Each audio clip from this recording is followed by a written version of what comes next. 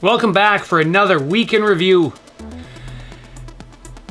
Project Bedroom is almost done. I bought the wrong stain for the connector piece between the floorings, so I had to go back and get some new stains. So I'm gonna show what it looks like once it's done on this video.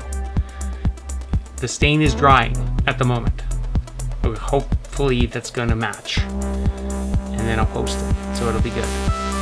We also got notice from IKEA that our bed is back in stock, so we went and picked that thing up.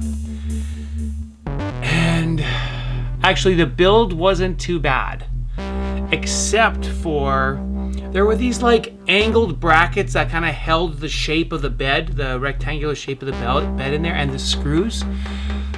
I don't know if they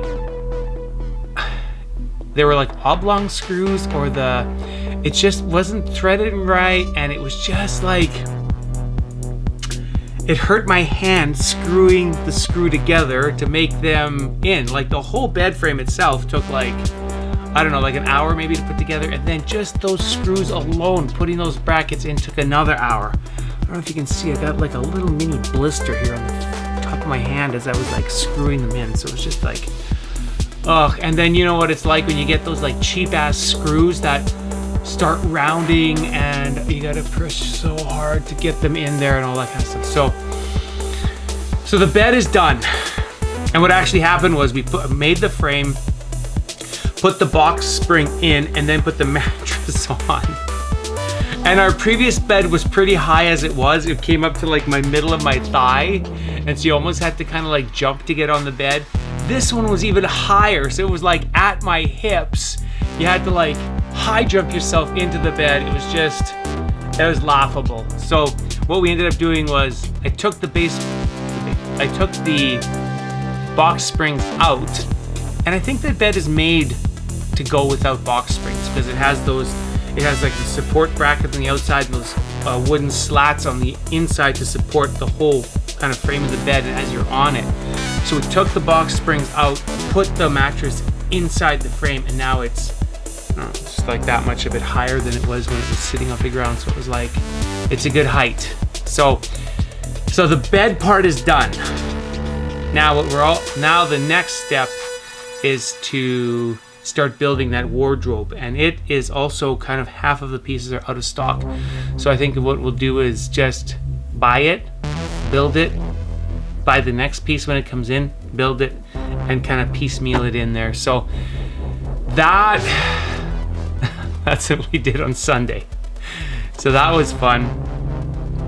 Also, we had a glimmer of nice weather on Saturday, so we went out for a run.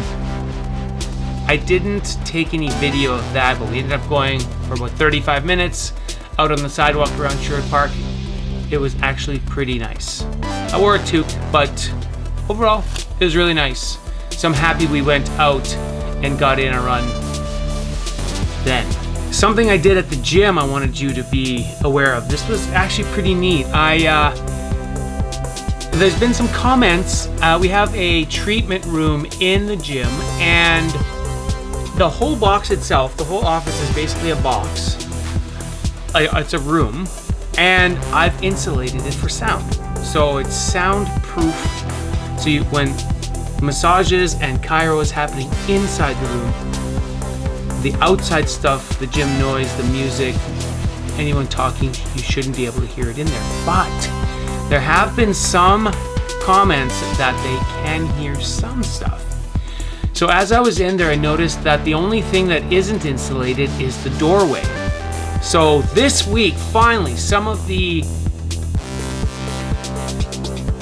materials that are needed to dampen the sound through that door arrived. So it is it's from Hush Acoustics. It's like these, it's basically insulation, but it is compressed down into like something about this thick. This is like, a Post-it notepad, maybe just a bit thicker. And it's just like fabric tiles it's compressed and supposed to absorb sound. So I applied that to the doorway. I glued it to the door, had to kind of like maneuver it and figure it out and cut it and shape it and whatnot to get it on the door and around the doorknob and all that kind of stuff. So even though it's a solid core door, we're gonna see what it's like with that thing totally fully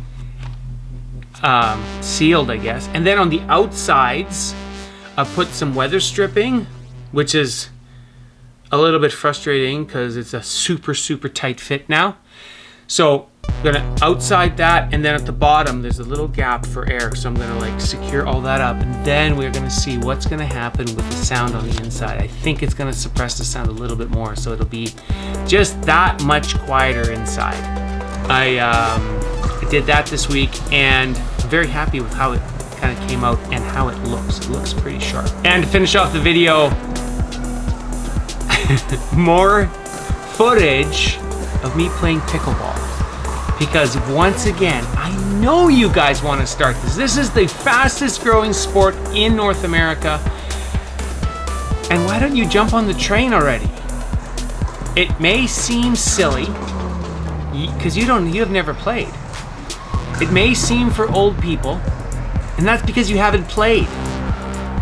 It may seem like it's super easy to just dink the ball over the fence and, oh, hand-eye coordination, I got that. Let's go play.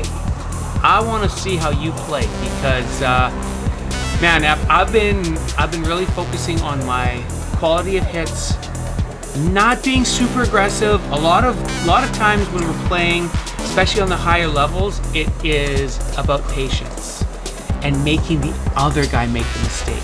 Hit it to the middle, make the other guy make the mistake. So, you can just keep watching some of the footage, but I do challenge you to contact me. Let's go play. I try and play twice a week. So this is at the Edmonton Volleyball and Pickleball Club. Hope to see you there. You know you got to make sure that the microphone's on, right? So, okay, good. And action. Thanks for watching, guys.